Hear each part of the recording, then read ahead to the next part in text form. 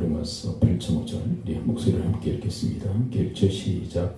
육신을 따르는 자는 육신의 일을, 영을 따르는 자는 영의 일을 생각하나니. 우리는 지금 다윗의 일평생을 추적하면서 그가 어떤 생각을 가졌고 또 그 생각의 결과는 무엇인가를 알아내고 있죠. 정확히 생각에 따라서 결과를 낳는 모습을 보게 되어집니다. 지난주에는 교만한 생각을 통해서 사망을 낳는 그런 결과의 모습도 확인했죠. 백성들이 7만 명이나 죽어나가는 그런 사태가 일어난 것, 교만한 생각 때문이었다라고 이야기를 하고 있습니다. 이제 오늘 다윗의 마지막 장면, 유언하는 그의 모습을 보면서 그가 어떤 생각을 가지고 어떤 유언을 했는가에 대해서 함께 살펴보도록 하겠습니다. 열왕기상 2장 1절, 2절, 3절을 보는데 먼저 1절을 함께 읽어볼까요? 1절 함께 읽어봅니다. 시작. 다윗이 죽을 날이 임박하매 그의 아들 솔로몬에게 명령하기를 2절. 내가 이제 세상 모든 사람이 가는 길로 가게 되었느니 넌 힘써 대장부가 되고. 그가 이제 죽을 날이 가까워졌습니다. 자기도 이제 느끼는 거죠. 이제 내가 죽겠구나. 그리고 이제 솔로몬을 불러서 그에게 유언을 남기게 되어집니다. 우리가 유산 상속이라는 말을 하게 되죠. 우리가 가지고 있는 물질적 재산을 자녀들에게 물려주는 것입니다. 근데 유언은 뭐냐면, 유언은 부모가 가지고 있는 최고의 가치, 그 가치를 자녀들에게 물려주는 것입니다. 그래서 유산을 상속하는 것보다 더 중요한 것은 유언이에요. 유언. 인생일 때 가장 중요한 인생의 가치, 그것을 아이들에게 물려주는 행위, 그것이 바로 유언이죠. 이 다윗은 주변적인 이야기를 하지 않고 있습니다. 왜냐하면 이 죽는 순간 가장 인생의 소중한 가치를 우리 솔로몬에게 지금 전하고 있는 것이죠. 핵심적 가치를 전하고 있는 것입니다. 근데 흥미롭게도 2절에 보게 되면 어떤 유언을 하느냐면 힘써 대장부가 되라, 이렇게 이야기합니다. 대장부 하면은 상당히 어떤 장군의 이미지가 떠오를 것입니다. 용기 있고 용맹스러운 그런 모습, 그것이 바로 대장부죠. 그럼 여인들은 뭐냐? 여장부가 되라, 이런 측면으로 받아들이면 될 것입니다. 자, 그렇다면 여러분, 이 다윗이 대장부라고 했을 때 이 대장부는 어떤 사람을 의미하는 걸까요?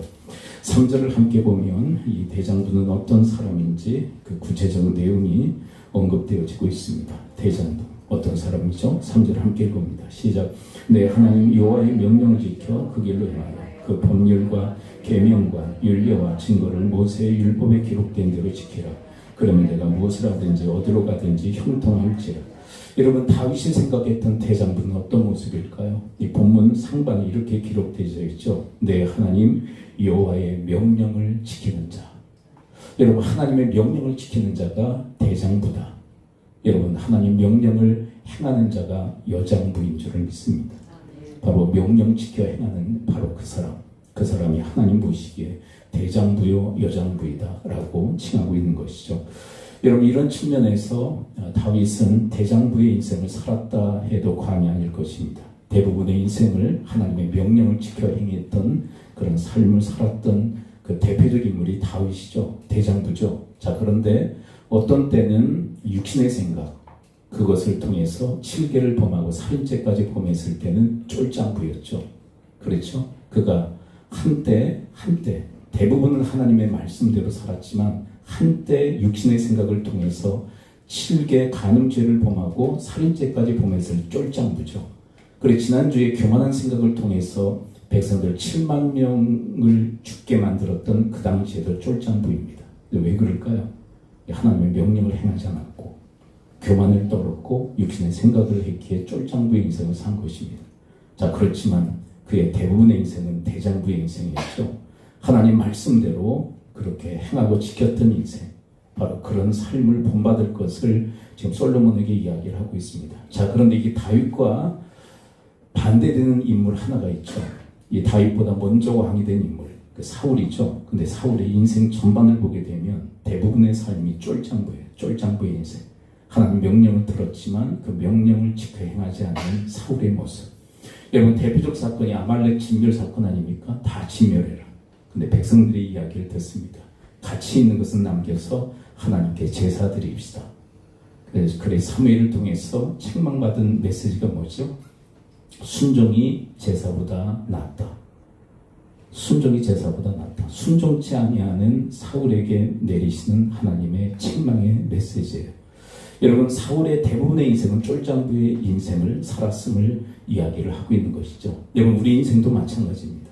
우리 인생도 언제 대장부의 인생을 살아갈 수 있느냐? 하나님의 명령을 지켜 행할 때, 하나님 말씀에 순종할 때 하나님 우리를 대장부다라고 칭해 주시는 줄을 믿습니다.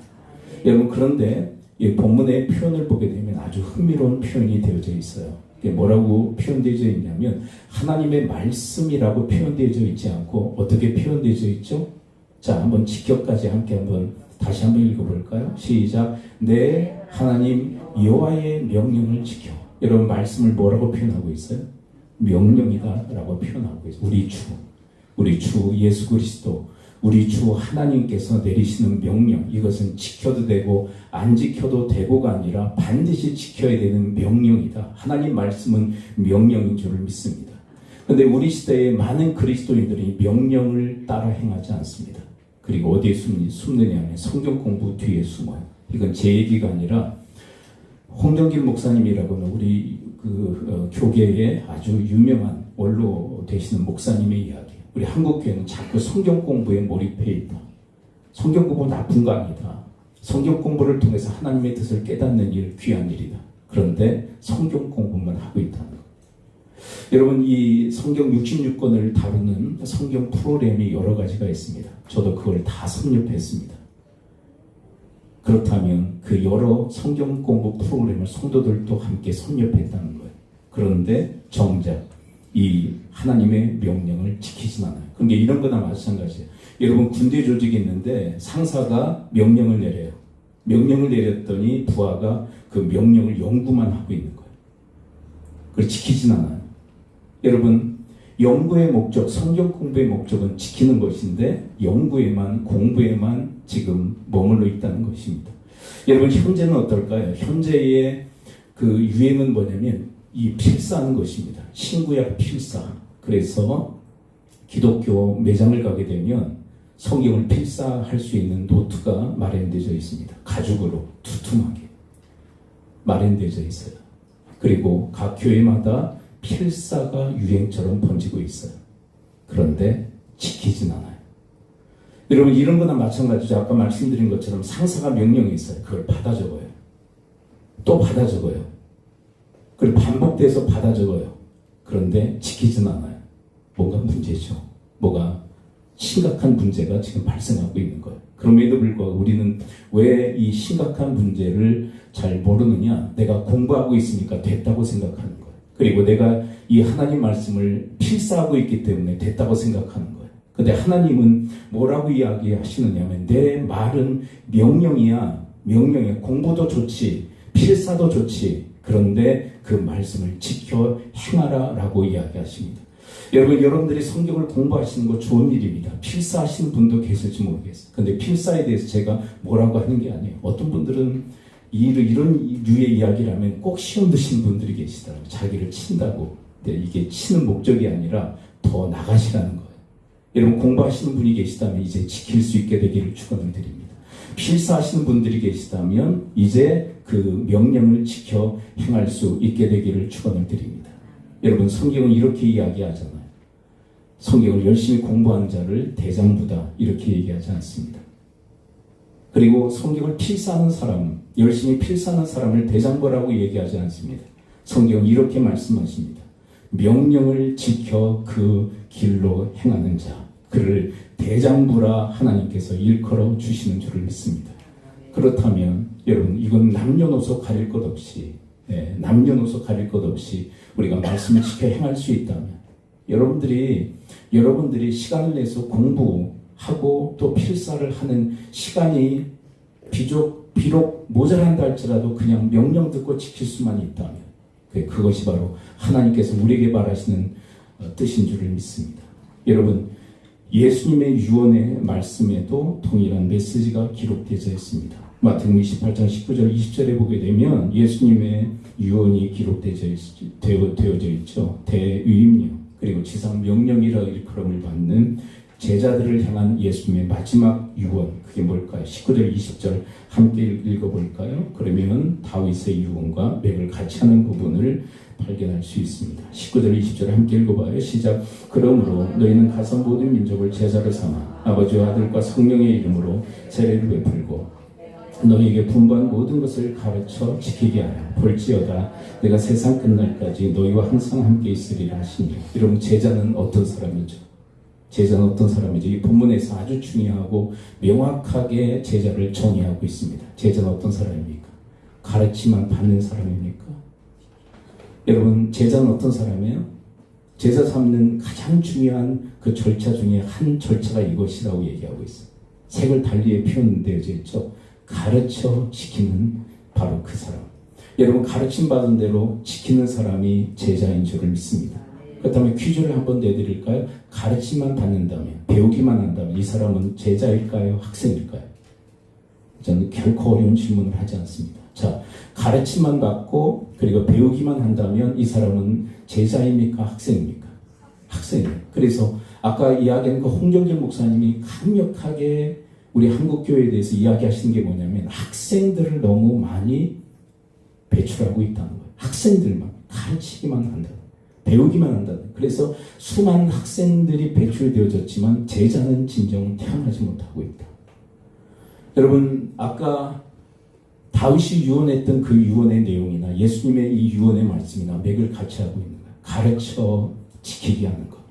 이렇게 하기 위해서는 먼저 제자들이 가르침 받은 대로 지켜야 되지 않을까요? 왜요? 동질의 것이 동질의 것을 낳기 때문이죠. 제자가 제자를 낳을 수 있기 때문에. 그래서 아까 이야기한 그 대장부와 맥을 같이 하는 게 뭘까요? 제자라는 말이에요. 여러분, 대장부가 제자인 줄을 믿습니다.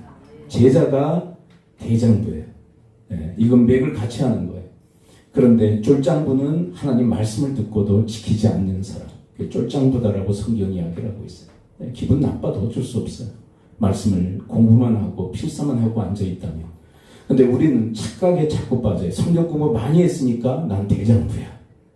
네, 하나님은 말씀하십니다. 쫄장부야, 너 쫄장부. 아, 저는 필사를 했습니다. 신구약 성경을 다 제가 마스터했습니다. 다 기록했습니다. 저 대장부 아닌가요? 근데 우리 착각한다는 거예요. 필사했으니까 대장부라고 생각하는 거예요. 네. 그거 기록해서 자녀들에게, 후손들에게 남겨주는 거 좋은 일이죠.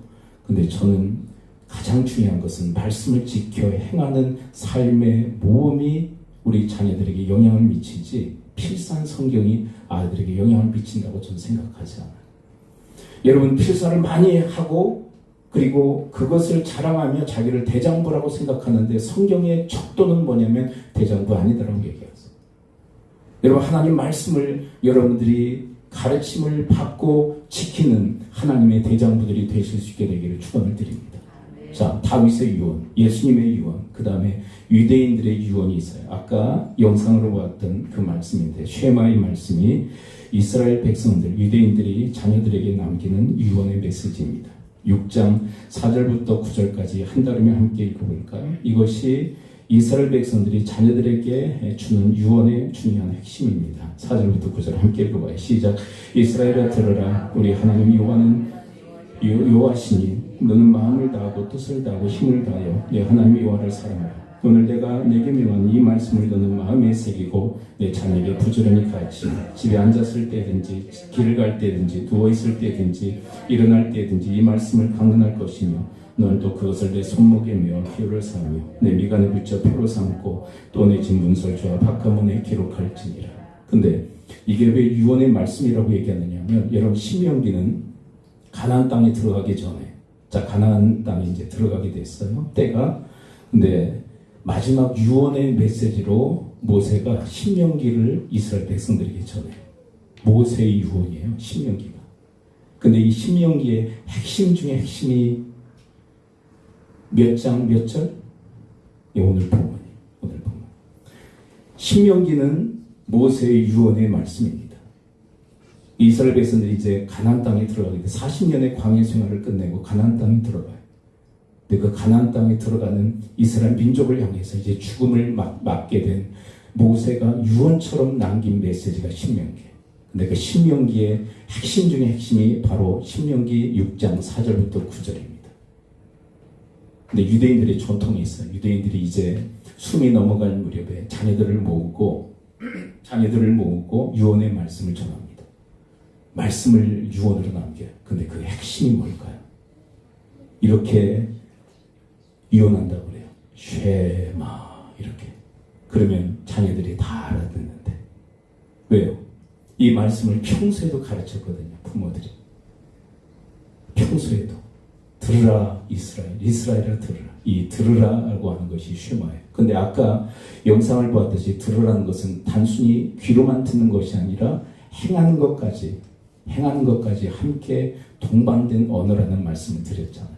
그렇죠? 그러니까 유대인들의 유언도 하나님의 말씀을 듣고 지켜라. 이게 유언이라고.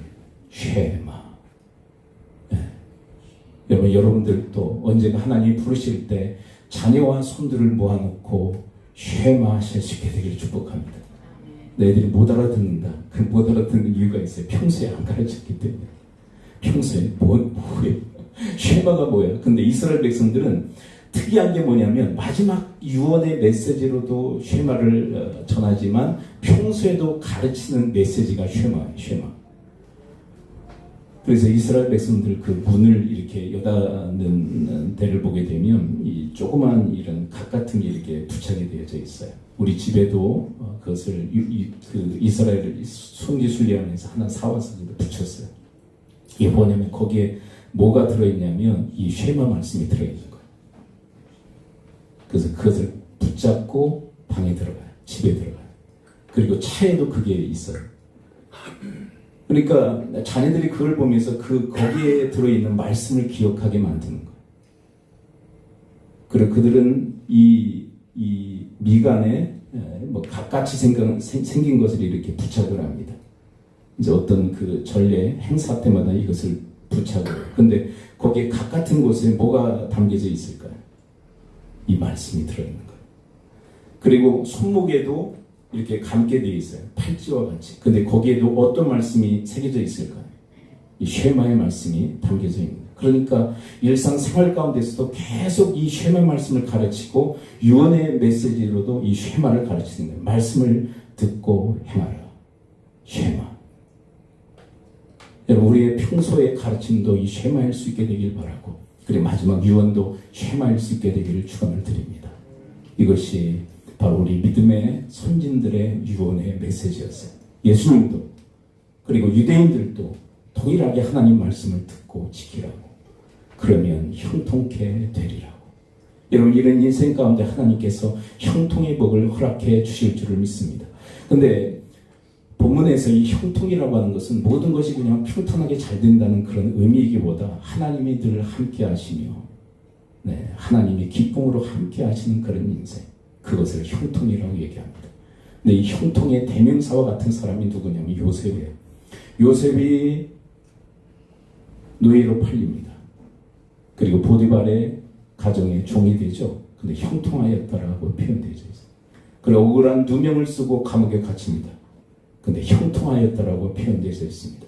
그가 총리가 된 다음에 애굽 전역을 이제 통치하고 다스립니다. 형통했다라고 그렇게 고백되어 있습니다. 근데 우리 인간적 관점은 언제가 형통해요? 총리된 이후만 형통이라고 생각하잖아요.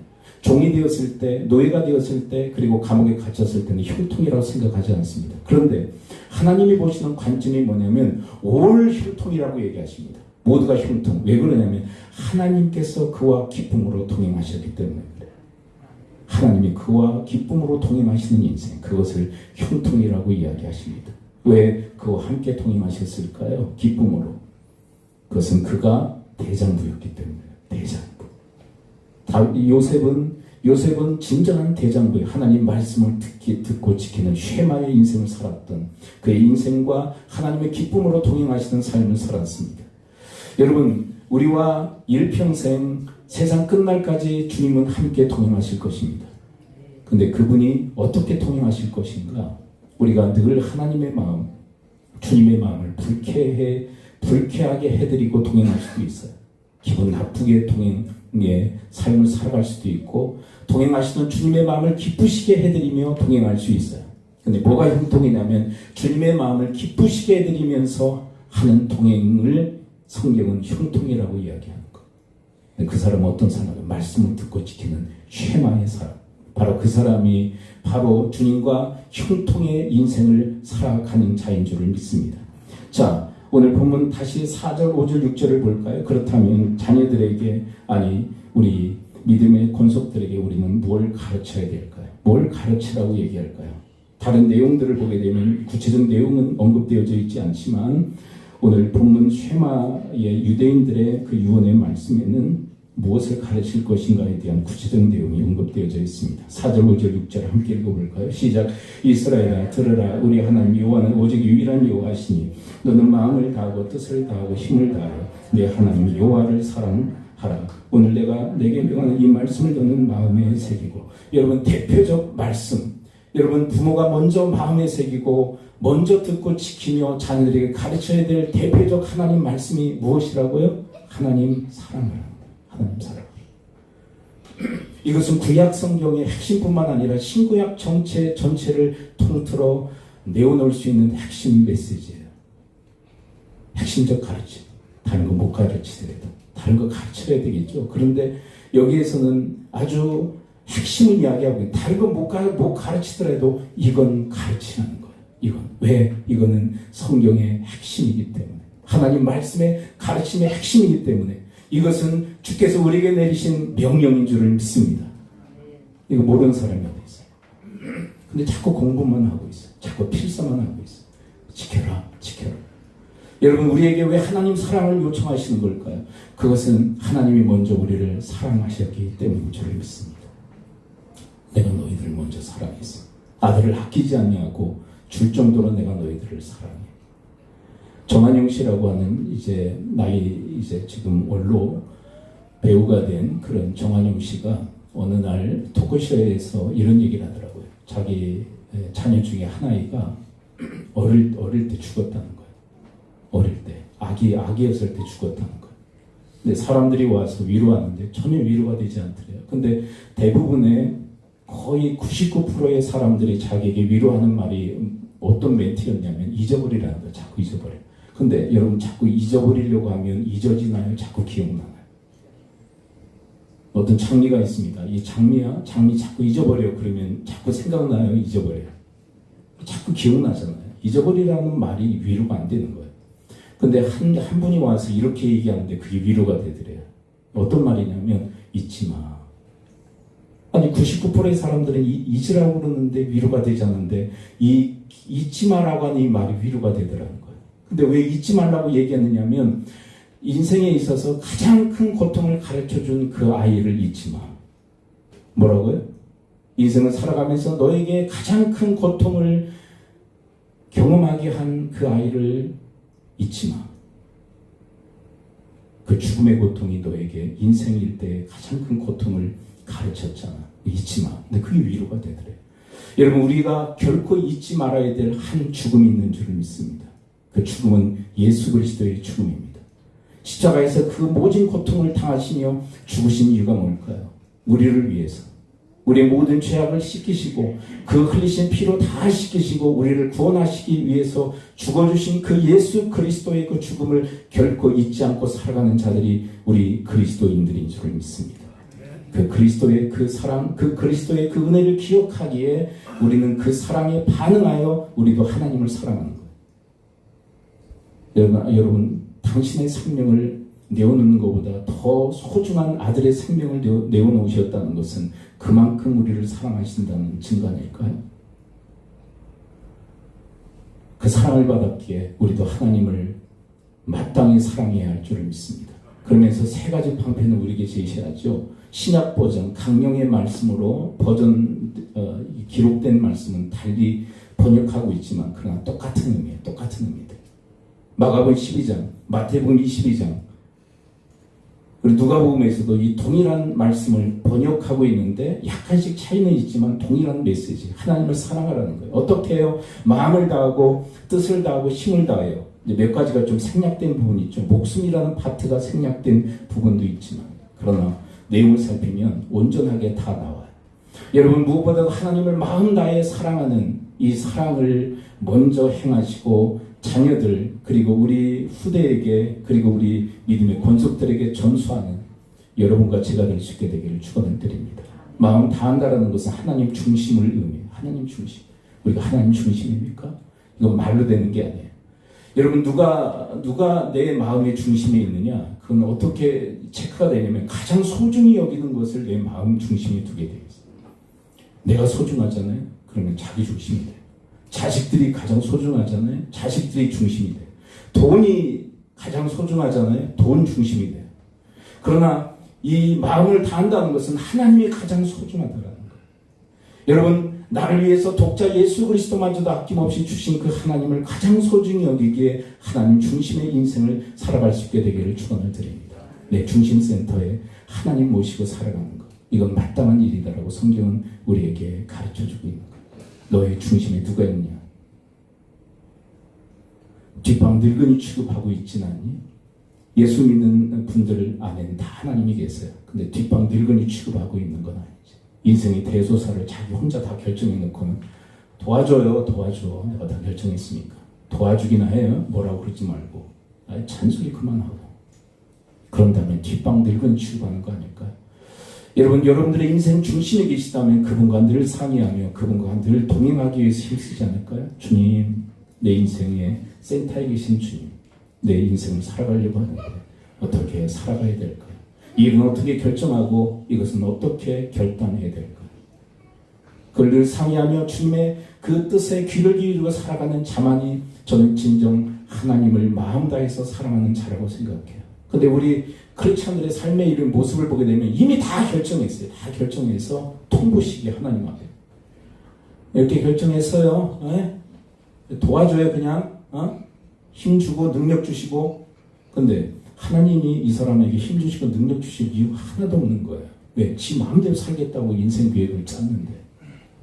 그래서 인생의 비극이 어디에 있느냐면 하나님을 주변인으로, 하나님을 뒷방 늙은이로 취급할 때 우리의 인생의 비극은 시작되어지는 거예요. 왜 그러냐면 우리는 우리의 인생을 컨트롤할 능력이 없어요. 한치 앞을 몰라요. 무지무능한 존재들이 자기 중심센터에서 자신의 인생을 조종하고 그렇게 관리하며 살아가겠다고 하는 것만큼 교만함이 없거든요. 이게 교만이에요. 중심센터에 자기가 앉아있는 것이야말로 교만이에요. 자기가 그렇게 할 수 있다는 것. 여러분들은 비행기를 몰 수 있습니까? 조종석에서 조종할 수 있겠어요? 근데 여러분, 비행기 조종하는 것보다 더 어려운 것은 여러분들의 인생을 컨트롤하는 거예요. 다시요. 여러분, 비행기보다 더 어려운 것은 여러분들의 인생을 조종하는 것이 가장 어려운 일이에요. 여러분, 그 조종석에 하나님 모시고 하나님께서 조종해 주시도록 내어드릴 수 있게 되기를 축원을 드립니다. 그때 하나님이 책임져 주시는, 여기에 책임성이 있는 거예요. 여러분, 내가 내 중심에 있으면 내가 책임져야 돼요. 그러나 여러분, 하나님께서 내 중심에 계시면 하나님이 책임져 주시는 줄을 믿습니다. 두 번째는 뜻을 다하라고 이야기하십니다. 여러분, 뜻을 다하라. 내 뜻대로 살아가면서 저는 하나님 사랑해요. 이건 새빨간 거짓말이에요. 자기 뜻대로 살면서 어떻게 하나님 사랑한다고 얘기해요. 그런데 여러분, 하나님 사랑하는 자는 하나님의 뜻을 분별하고 그 뜻대로 살아가는 줄을 믿습니다. 그렇다면 하나님의 뜻은 뭐죠? 그 다음 페이지 넘겨주세요. 마태복음 22장 37절부터 40절 말씀을 함께 읽어볼까요? 자, 30절부터 40절까지 함께 읽어봐요. 시작. 예수께서 이르시되 내 마음을 다하고 목숨을 다하고 뜻을 다하여 너 하나님을 사랑하라 하셨으니 이것이 크고 첫째는 계명이, 둘째도 그와 같으니 내 이웃을 내 자신과 사랑하라 하셨으니 이 두 계명이 온 율법과 선지의 강이라. 여러분, 이 말씀의 구조 속에서 우리는 하나님의 뜻을 발견하는데, 첫 번째는 하나님 사랑하라는 메시지죠. 근데 이 하나님 사랑하듯 또 누구를 사랑하라고 기록되어 있어요? 하나님 사랑하듯 누구를 사랑해라? 이웃을 사랑하라. 하나님의 뜻은 이웃을 내 몸과 같이 사랑하는 것. 이게 하나님의 뜻이에요. 여러분, 이스라엘 백성들이 자녀들에게 레슨하고 계속 가르쳤던 게 이거예요. 이거. 하나님 사랑해. 그래, 하나님 사랑하듯 이웃 사랑해. 이걸 계속 가르쳐요. 그래서 유대 민족이 어떤 타 민족보다 뛰어난 그런 성과와 업적들을 남기잖아요. 그래서 세상 민족 가운데서 가장 그 노벨상을 많이 받은 민족이 유대 민족이라고 그래요. 근데 이미 고인이 되신 차동엽 신부님이 이 내용을 연구하면서 왜 그렇게 되었는가? 그것은 이 말씀 때문에 그렇다는 거예요. 쉐마 말씀. 이 쉐마 말씀과 이게 지금 맥을 같이 하죠. 쉐마 말씀과 왜 맥을 같이 하냐면 자녀들을 이 식으로 가르치니까 타 민족보다 뛰어난 민족이 될 수밖에 없다는 거예요. 어떻게 해요? 마음을 다하고 목숨을 다하고 뜻을 다하고 힘을 다하여 하나님을 사랑하도록 하니까 전 인격이 개발되어진다는 거예요. 여러분 전인성은 바로 여기 있는 거거든요. 마음과 목숨과 뜻과 힘을 다해서 하나님 사랑하다 보니까 전인격, 마음은 심력, 감성 파트를 얘기하지 않습니까? 목숨은 의지적 차원, 뜻은 지적 차원, 힘이라고 해서 체력전 차원 아니에요? 근데 이 모든 것들을 동원해서 하나님 사랑하다 보니까 이 모든 전인격이 다 개발되어진다. 근데 여러분 한국 사회의 교육 차원만 보더라도 여러분 전인격을 다 개발합니까? 아니잖아요. 지적 차원만 드립답 하잖아요. 그렇죠. 지적인 것만 계속 개발하잖아요. 그래서 인성이고 뭐고 아무것도 없잖아요. 그래서 요즘 넷플릭스라고 하는 곳에서 인기리 방영된 게 참교육이라는 그 드라마가 지금 방영 중에 있어요. 근데 참교육 스토리가 뭔지 아세요? 인성이고 뭐고 아무것도 없는 거예요. 애들이 지적인 것만 개발되어져서. 근데 그런 아이들을 인성이 전혀 개발되지 않은 이 한국 사회의 아이들을 참교육한다는 프로그램이 바로 그 드라마예요. 왜 이렇게 아이들이 엉망이 되었는가? 어른들 책임이에요. 그냥 지적인 것만 가르쳐놓은 거예요. 그래서 야만인이 되었고 짐승이 된 거죠. 옳고 그름을 분간하지 못합니다. 그 누구도 사랑할 줄 몰라요. 근데 사랑의 본질은 하나님이에요. 여러분 하나님 사랑하다 하나님 사랑하는 만큼 이웃을 사랑하는 것, 이게 기독교의 가치예요. 이게 정신이에요. 여러분 유대인들이 왜 그렇게 다른 민족보다 차원이 다른가? 마음, 목숨, 뜻, 힘을 다해서 하나님 사랑하다 보니까 전인격을 개발하여 그래서 이 전인격의 능력을 가지고 모든 일에 임하니까 큰 업적과 성과를 낼 수밖에 없다. 전 차동엽 신부의 말이 일리가 있다고 생각하는 사람이에요. 그들의 독특한 교육, 이 성경적 교육이 그들을 위대한 민족으로 만들어 놓은 거예요. 여러분 2000년 역사 동안 나라가 없었어요. 땅이 없었어요. 근데 세상에 흩어져 살아가면서 유대 종교를 아직까지도 유지할 수 있었던 중요한 이유가 어디에 있느냐? 바로 이 쉐마 말씀이 있었던 거예요. 쉐마. 끊임없이 가르치고 마지막 유언의 메시지로 쉐마. 그러니까 자녀들이 부모의 일상을 보고 들었잖아요. 어떻게 살아왔는지, 어떻게 사는지. 이건 말로 되는 게 아니에요. 여러분, 이건 말로 되는 것이 아니라 말과 함께 삶으로 되는 거예요. 여러분, 자녀들에게 엄청난 영향을 미치는 것은 말로만 되는 게 아니에요. 삶으로 되는 거지. 근데 그 선대의 부모로부터 물려받은 이 유언의 쉐마 말씀을 가지고 살던 부모가 자녀들에게 이 말씀을 유언으로 남길 때 어떻게 사는지를 봤잖아요. 그대로 그냥 모방하여 사는 거예요. 여러분, 하나님의 뜻은 이웃을 나 자신처럼 사랑하는 것인 줄 믿습니다. 그리고 그 뜻을 행하기 위해, 이웃을 나 자신처럼 행하기 위해 우리는 발견한 게 뭐예요? 그렇게 하기 위해서는 남에게 대접을 받고자 남을 대접해야 된다. 우리 전장으로 한번 다시 돌아볼까요? 마태복음 7장 12절 함께 읽어봅니다. 시작.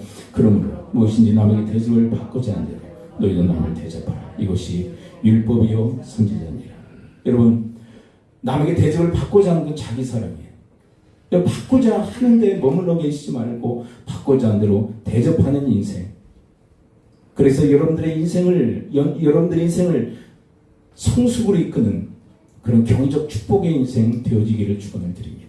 여러분, 받고자 하는 것은 미성숙한 사람. 그래서 자꾸 끌어내려요, 사람들을. 받고자만 한 사람은 자꾸 끌어내려. 자기 수준을 자꾸 끌어내려. 이 사람 끌어내리지, 저 사람 끌어내리지. 그래서 똑같은 수준의 사람을 만들어요. 그런데 여러분, 받고자 하는 대로 주는 사람은 성숙한 사람이에요.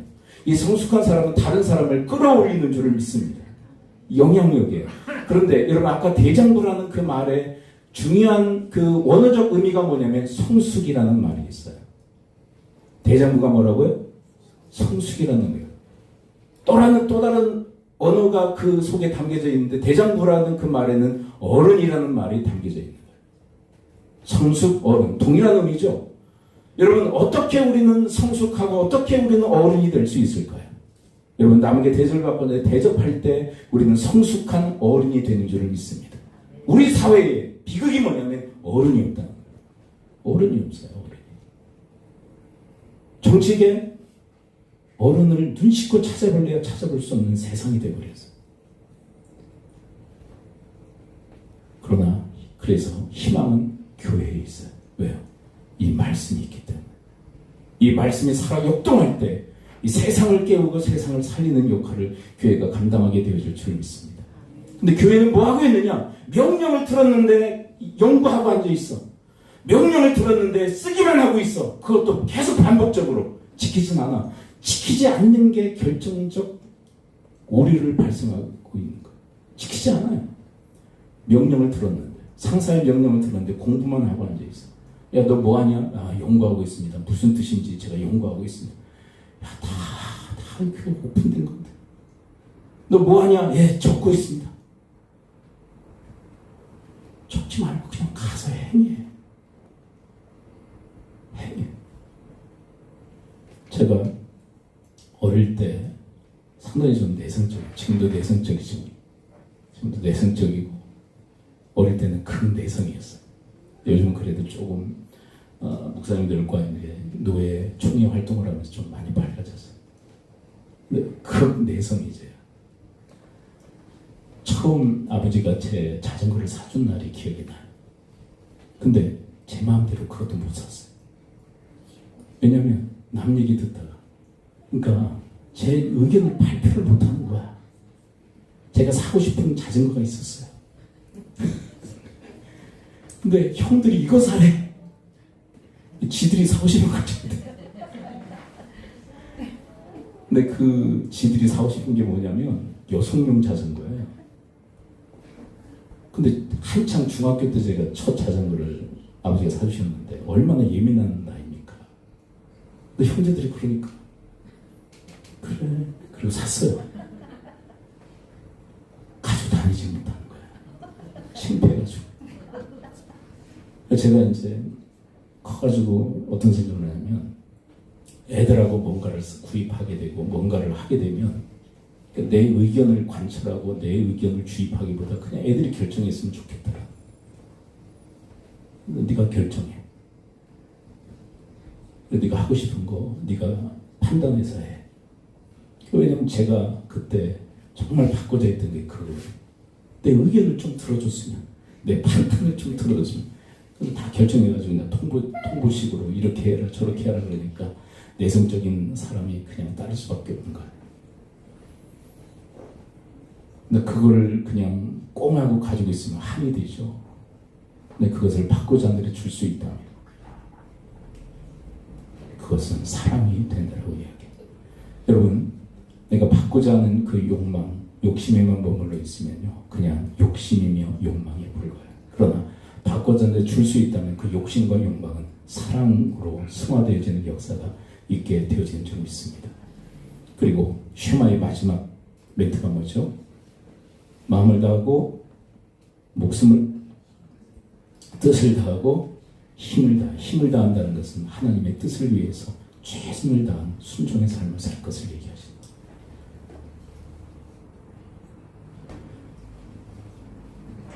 오늘 오후 저기 프로그램 없으면 식사하고 하실 거니까